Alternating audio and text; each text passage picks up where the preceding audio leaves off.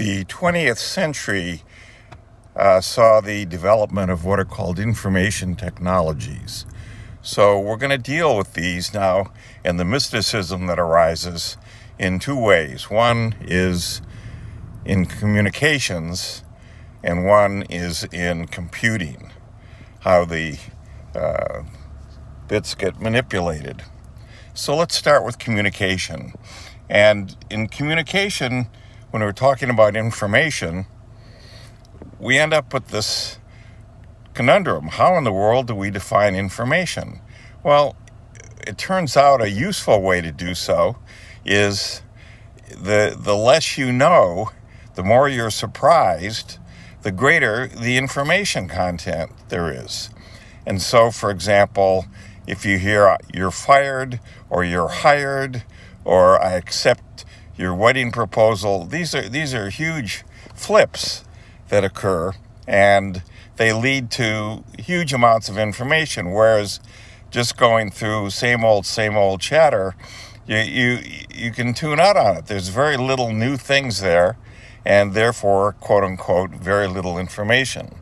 So with that as a prologue, a number of people around the world realize that if they took the probability of something and say the probability is 0.5, well, that means that it's equally likely to go one way or the other. That's the greatest amount of information. If I go too far toward, say, 0.9 or too far toward 1, I really don't get a lot of information. So there we go. This was the basis for everything, the recognition of how to quantify information, and this led to Claude Shannon developing what he came to call information theory.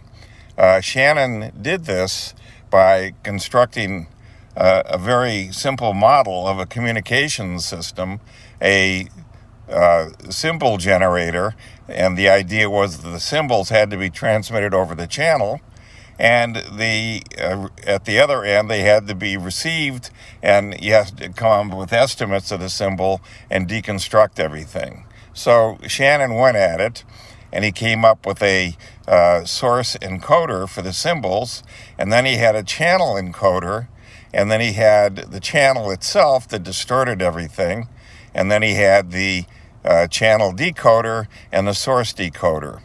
And it's a very simple model, but it leads to what we have today is the cellular telephone network all around the world.